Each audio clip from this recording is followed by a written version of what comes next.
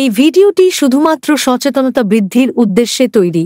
ভিডিওতে প্রদর্শিত চরিত্র, ঘটনা বা সংলাপ সম্পূর্ণ কাল্পনিক এবং শিক্ষামূলক উদ্দেশ্যে নির্মিত। যদি কারো ঘটনার সঙ্গে এই গল্পটি মিলে যায় তাহলে এটি সম্পূর্ণ কাকতালীয়। ভিডিওতে কিছু ছবি আছে যা আপনার মনকে বিচলিত করতে পারে। দর্শকদের কাছে অনুরোধ, রাস্তায় মোটরসাইকেল বা স্কুটার চালানোর সময় অবশ্যই হেলমেট ব্যবহার করুন এবং ট্রাফিক নিয়ম মেনে চলুন। মদ পান করে গাড়ি চালাবেন না। নিরাপদ ড্রাইভ করুন, জীবনের মূল্য দিন। Safe drive, save life.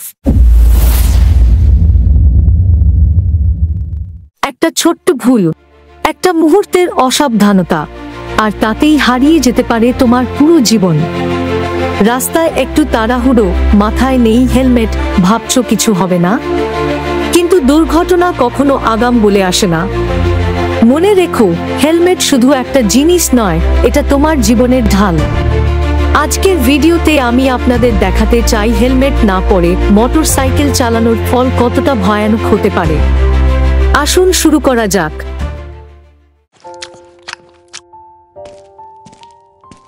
কি রে, কিছুই তো খেলি না, এইটুকু খেলে কি পেট ভরে? ওহ মা, আর খেতে পারবো না, অফিসের জন্য লেট হয়ে যাচ্ছি।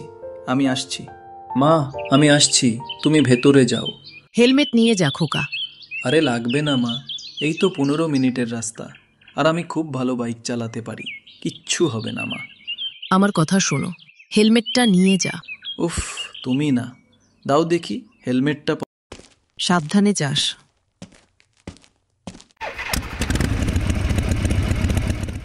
এতবার করে বললাম, তবুও ছেলেটা হেলমেট পরল না।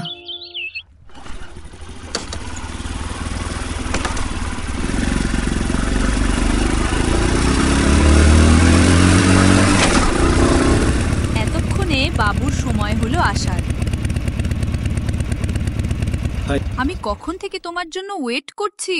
সরি বেবি, মাকে মিথ্যা কথা বলে বাড়ি থেকে বেরোতে দেরি হয়ে গেল। এখন তুমি আর দেরি করো না, হেলমেটটা পরে নাও। ধুর ছাড়ো তো, হেয়ার স্টাইলটা নষ্ট হয়ে যায়।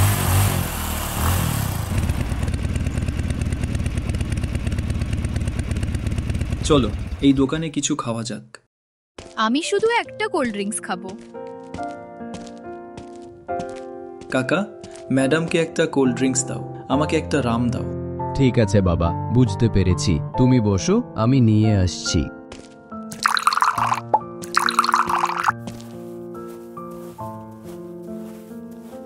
নাও বাবা। এই, তুমি এটা কি খাচ্ছো? বেবি, এটা একটা নতুন কোল্ড ড্রিঙ্কস বাজারে এসেছে। কেমন যেন মদের গন্ধ করছে। তুমি কি মদ খাচ্ছো? আরে না না, একটু কড়া গন্ধ, এই আর কি। আহ, চলো চলা যাক।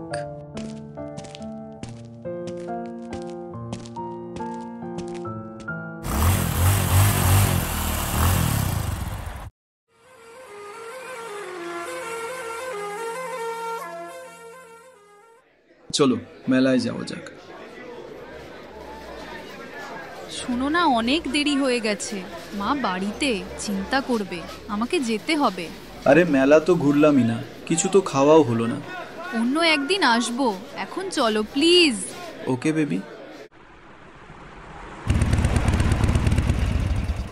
ওকে বেবি, তাহলে কালকে দেখা হচ্ছে। এখন অফিস যাবে তো? আজ ছুটি, এখন বন্ধুদের সাথে ঘুরবো। বাই। সাবধানে যেও, আর বাড়িতে পৌঁছে ফোন করে দিও। অমিত, চল। কিরে, এত দেরি করে আসলি যে? আর বলিস না, মায়ার সাথে মেলায় ঘুরতে গেছিলাম, একটা রাম খেয়েছি। মায়া তো বুঝেই গেছিল, খুব জোর বেঁচে গেছি। হেলমেটটা পরে নে। দূর, তোর দরকার থাকলে তুই পর, দে আমাকে দে, আমি পড়ি। রাহুল, সামনে কুকুর, সাবধান। রাহুল, এই রাহুল, রাহুল ওঠ, কথা বলো, হেল্প, প্লিজ হেল্প। ওরে বাবা, এত ভয়ানক অ্যাক্সিডেন্ট হয়েছে। স্যার প্লিজ আমাদের হেল্প করুন, না হলে রাহুল মারা যাবে। এই ভাই, তুমি চিন্তা করো না, আমি এক্ষুনি অ্যাম্বুলেন্স ডাকছি।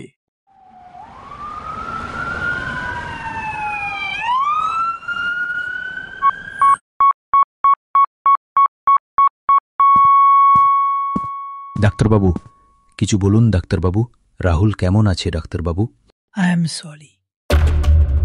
আর কিছুক্ষণ আগে আসলে হয়তো ওর প্রাণ বাঁচানো যেত। মাথায় গুরুতর আঘাতের ফলে অতিরিক্ত রক্তক্ষরণেই রাহুলের মৃত্যু হয়েছে। রাহুল, তুই আমাকে ছেড়ে চলে গেলি। হেলমেট পরলে তোর আজকে কিচ্ছু হতো না। তোর মাকে আমি কি বলবো? কোথায় আমার ছেলে? কোথায়? রাহুল, তোর কি হয়েছে? অমিত, তুই বল বাবা, রাহুলের এমন কিভাবে হলো? কাকিমা, আমি আর রাহুল বাইকে করে ঘুরছিলাম। রাহুল হেলমেট না পরেই বাইক চালাচ্ছিল। আমি হেলমেট পরতে বললেও পরেনি, আমাকে পরতে বলে।